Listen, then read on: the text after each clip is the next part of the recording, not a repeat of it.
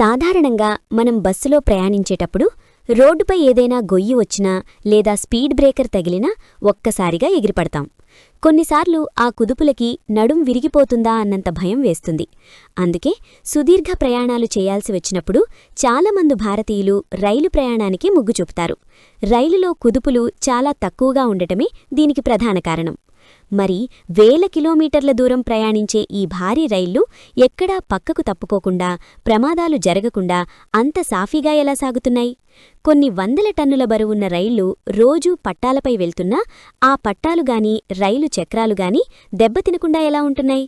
దీని వెనుక ఉన్న అసలైన రహస్యం భారతీయ రైల్వే ఉపయోగిస్తున్న అత్యాధునిక సాంకేతికత.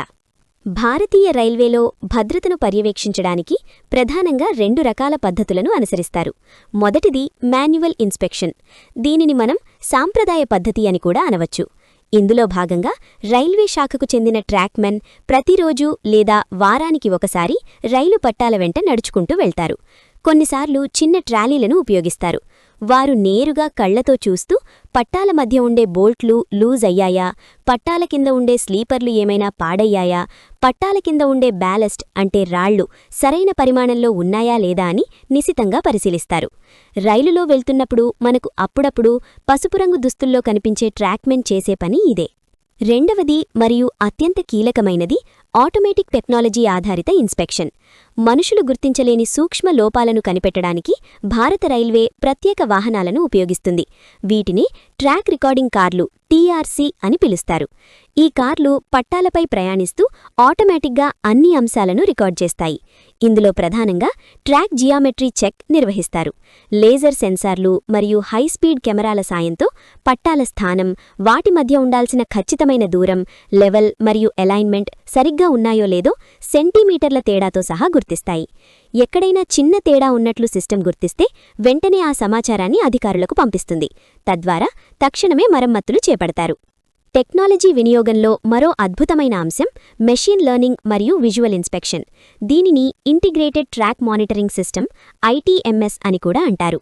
రైలు ప్రయాణిస్తున్నప్పుడు పట్టాలకు ఉన్న బోల్ట్లు ఏవైనా మిస్ అయ్యాయా లేదా పగుళ్లు వచ్చాయా అనేది కెమెరాలు స్కాన్ చేస్తాయి.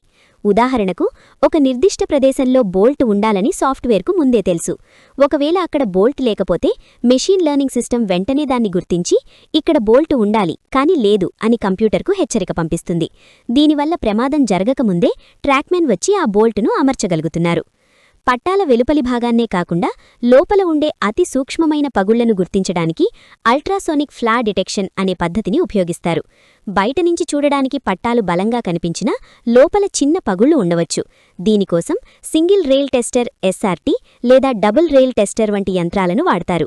ఇవి అల్ట్రాసౌండ్ తరంగాలను పట్టాల లోపలికి పంపిస్తాయి. ఆ తరంగాలు ప్రయాణించే తీరును బట్టి పట్టా లోపల లోపం ఎక్కడ ఉందో ఖచ్చితంగా తెలుస్తుంది.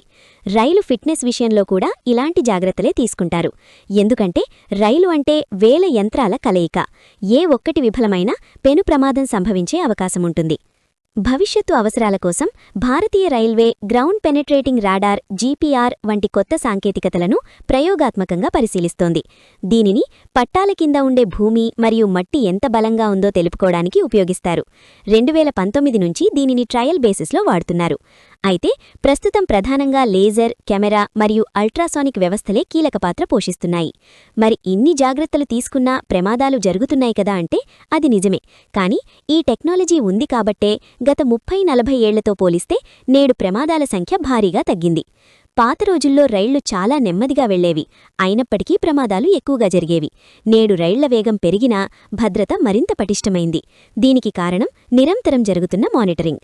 రాబోయే 10 ఏళ్లలో ప్రపంచస్థాయి భద్రతా ప్రమాణాలను భారత రైల్వేలోకి తీసుకురావడం ద్వారా ప్రమాదాలను శూన్యస్థాయికి తీసుకురావడమే లక్ష్యంగా ప్రభుత్వం పనిచేస్తోంది.